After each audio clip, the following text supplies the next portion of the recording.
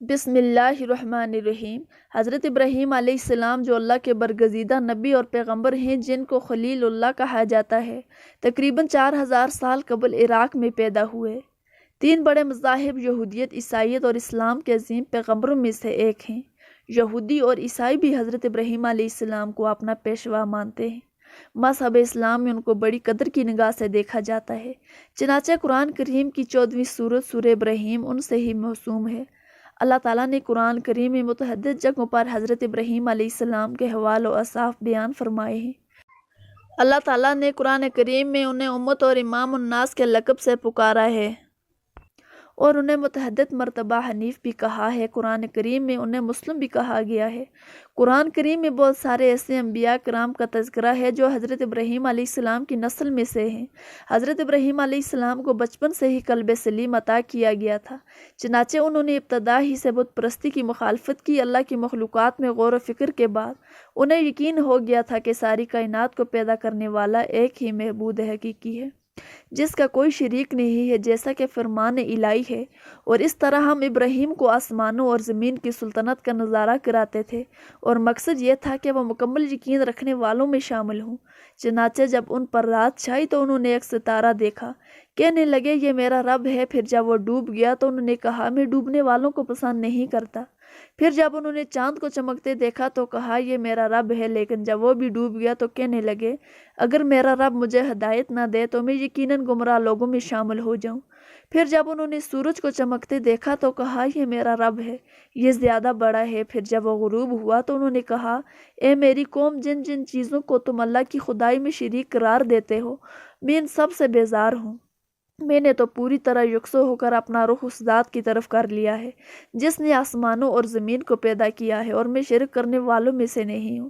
حضرت ابراہیم علیہ السلام نے مرنے کے بعد زندہ ہونے کی بابت جب سمجھنا چاہا تو اللہ تعالیٰ نے پرندوں کی مثال کے ذریعے ان کو یہ راز سمجھایا، جیسا کہ اللہ تعالیٰ نے سورہ بقرہ میں بیان فرمایا ہے۔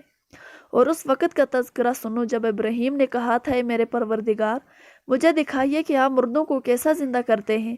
اللہ نے کہا کیا تمہیں یقین نہیں؟ کہنے لگے یقین کیوں نہ ہوتا، مگر یہ خواہش اس لیے کی ہے تاکہ میرے دل کو اطمینان حاصل ہو جائے۔ اللہ نے کہا اچھا تو 4 پرندے لو اور انہیں اپنے سے مانوس کر لو، پھر ان کو ذبح کر کے ایک ایک حصار پہاڑی پر رکھ دو، پھر ان کو بلاؤ، وہ چاروں تمہارے پاس دوڑے چلے آئیں گے۔ آتش نمرود سے نکلنے کے بعد آپ ملک شام تشریف لے گئے، وہاں سے پھر فلسطین اور پھر اپنی بیوی حضرت سارہ کو لے کر آپ مصر شام تشریف لے آئے۔ وہاں کے بادشاہ نے حضرت ہاجرہ کو حضرت ابراہیم علیہ السلام کے لیے حضرت سارہ کی خدمت کے لیے پیش کیا۔ اس وقت تک حضرت سارہ کی کوئی اولاد نہیں ہوئی تھی۔ پھر فلسطین واپس تشریف لائے حضرت سارہ مصر سے حضرت ابراہیم علیہ السلام نے خود حضرت ہاجرہ کا نکاح حضرت ابراہیم علیہ السلام کے ساتھ کروا دیا۔ بڑھاپے میں حضرت ہاجرہ کے بطن سے حضرت اسماعیل علیہ السلام پیدا ہوئے۔ کچھ عرصہ بعد حضرت سارہ کے بطن سے حضرت اسحاق علیہ السلام پیدا ہوئے۔ حضرت ابراہیم علیہ السلام مہمان نوازی کی روایت کو شروع کرنے والے پہلے شخص تھے۔ حضرت ابراہیم علیہ السلام بے حد مہمان نواز تھے اور اللہ تعالیٰ کو آپ کی یہ ادا بہت زیادہ پسند تھی۔ روایات میں آتا ہے کہ آپ تب تک کھانا تناول نہ کرتے جب تک کسی مہمان کو اپنے ساتھ کھانے میں شریک نہ کر لیتے۔ چنانچہ ایک مرتبہ ایسا ہوا کہ حضرت ابراہیم علیہ السلام کسی انسان کو تلاش کرنے کے لیے گھر سے نکلے تاکہ اسے مہمان بنا سکیں۔ آپ نے بہت تلاش کیا مگر کوئی بھی مہمان بننے کو تیار نہ ہوا۔ تھک ہار کے واپس پلٹے تو دیکھا کہ ایک اجنبی گھر میں کھڑا ہے۔ آپ نے پوچھا کہ تم کون ہو؟ اجنبی نے کہا میں ملک الموت ہوں اور مجھے میرے رب العالمین نے ایک بندے کی طرف بھیجا ہے تاکہ میں اسے خوشخبری سناؤں کہ اللہ تعالیٰ نے اسے اپنا خلیل بنا لیا ہے۔ آپ نے پوچھا کہ وہ کون خوش نصیب ہے، اگر مجھے پتہ چل جائے تو تادم آخر اس کا ہمسایہ بنا رہوں۔ ملک الموت نے کہا وہ خوش قسمت تو آپ ہی ہیں، اور یہ اس وجہ سے کہ بلا امتیاز و تفریق آپ کی عطاؤں کے دروازے لوگوں کے لیے کھلے ہیں۔ اللہ تعالیٰ کو آپ کی یہ ادا بہت پسند تھی کہ آپ کی مخلوق پر بے حد رحم دل تھے۔ حضرت ابراہیم علیہ السلام کا شمار 5 اولو العزم انبیاء میں ہوتا ہے۔ اللہ پاک نے قرآن پاک میں 35 مقامات پر حضرت ابراہیم علیہ السلام کا ذکر خیر فرمایا۔ آپ نے 33 برس کی عمر میں حضرت سارہ سلام اللہ علیہ سے نکاح کیا اور ایران مصر کی طرف ہجرت کرنے کے بعد فلسطین اور انڈیا کے درمیانی علاقے صبا میں سکونت اختیار کر لی۔ وہاں آپ نے کنواں کھودا اور مسجد بنائی۔ لوگوں کے بیجا ستانے اور اذیتیں پہنچانے کی وجہ سے آپ نے وہاں سے بھی ہجرت فرمائی اور رملہ اور ایلیا کے درمیانی علاقے میں سکونت اختیار کی۔ وہاں بھی آپ نے ایک کنواں کھودا۔ کتب تواریخ میں آپ کے بے شمار فضائل بیان ہوئے۔